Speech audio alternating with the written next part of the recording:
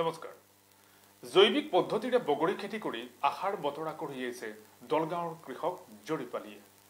দলগাঁৱৰ নিকটৱৰ্তী খগজানি গাঁৱৰ কৃষক জৰিপালীয়ে শাক-পাচলিৰ লগতে প্ৰণালীবদ্ধভাৱে 24 বিঘা মাটিত জৈৱিক পদ্ধতিৰে বিভিন্ন ধৰণৰ বগৰী খেতি সকলো দৃষ্টি আকৰ্ষণ সক্ষম হৈছে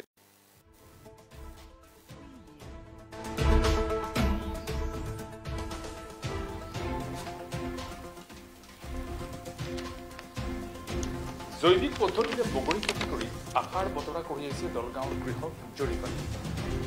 দলগাঁৱৰ নিকটৱৰ্তী খগজানি গাঁৱৰ কৃষক জৰিপালীয়ে শাক-পাচলিৰ লগতে প্ৰণালীবদ্ধভাৱে 24 বিঘা মাটিত জৈৱিক পদ্ধতিৰে বিভিন্ন ধৰণৰ বগৰী খেতি কৰি সকলোৰে দৃষ্টি আকৰ্ষণ কৰিবলৈ সক্ষম হৈছে যুৱক জৰিপে অনলাইন যোগে থাইলেণ্ড অষ্ট্ৰেলিয়া টাইৱান বাংলাদেশ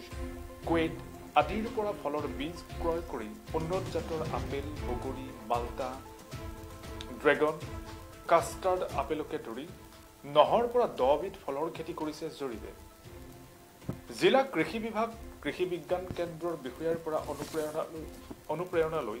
দলগাঁৱৰ নিকটৱৰ্তী কৃষি খগজানি গাঁৱত আৰম্ভ কৰিছে নানান জাতৰ বগৰী খেতি ফলেৰে ভৰি পৰা বিঘাই বিঘাই জৈৱিক খেতি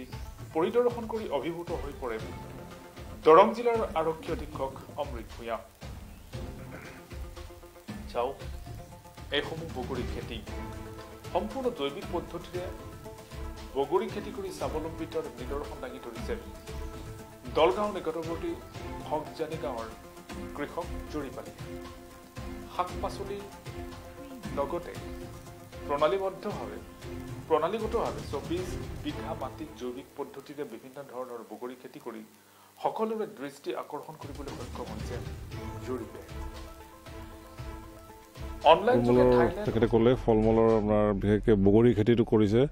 আৰু এইটো বেলেগ বেলেগ জিলাত বেলেগ বেলেগ ৰাজ্যত যায় এইবিলাক গতিকে এইটো এটা ভাল উদাহৰণ তেখেত ইজ এন এক্সাম্পল ফৰ গোটেই খেতিয়কৰ কাৰণে এটা উদাহৰণস্বৰূপ তেখেতক মই শুভেচ্ছা জনালোঁ আৰু তেখেতৰ খেতি কৰি তেখেতে যে স্বাৱলম্বী হৈছে সেইটো এটা ডাঙৰ কথা আৰু মই যিটো ভাবোঁ যে আমি এতিয়া গভৰ্ণমেণ্ট চাকৰিৰ পিছত আমি দৌৰি নুফুৰি এনেকৈ নিজৰ মাটিত নিজে খেতি কৰি আত্মনিৰ্ভৰ হোৱাটো বেছি ভাল বুলি ভাবোঁ মই থেংক ইউ হয় আমাৰ ইয়াতে দৰঙৰ আমাৰ যিটো এগ্ৰিকালচাৰ ডিপাৰ্টমেণ্ট আছে আমাৰ দলগাঁও এৰিয়াত তেখেতসকল আছে আৰু আমাৰ KVK একদম খুব ফাৰ্মাৰ লগত জড়িত হৈ আছে খুব ওতঃপ্ৰোতভাৱে জড়িত হৈ আছে তেখেতসকলে ডেইলি ফিল্ড ভিজিট কৰে আৰু সেইটো কাৰণে হয়তো আমাৰ ইয়াৰ কৃষকখিনিয়ে ভাল এডভাইচ পাই আছে আৰু সেইকাৰণে খেতিটো মেছেজ দিব নেকি নিবনুৱা বুলি কওঁতে এতিয়া আমাৰ যুৱকবিলাকে উচ্চ শিক্ষিত হৈ কিনে সিহঁতে চাকৰি পিছে পিছে দাউৰি ফুৰে মোৰ মতে চাকৰি মানে কি এই যিটো পদ্ধতিত আমি খেতি কৰি আছোঁ জৈৱিক পদ্ধতিত 3 বিঘা মাটি যদি খেতি কৰিব পাৰে ভালদৰে তেনেহ'লে 3জনীয়া বা 5জনীয়া এটা পৰিয়াল মাহে মাংসই সপ্তাহত 2 দিন খাই কিনে নিজৰ যিখিনি ল'ৰা ছোৱালী স্কুলত পোহপালতি ভৰণ পোহতি ধুনীয়াকৈ পাৰ হৈ যাব পাৰিব কোনো ধৰণৰ অসুবিধা নহয় মোৰ মতে আৰু মোৰ যিটো মোৰ ফাৰ্মত অলৰেডি যাই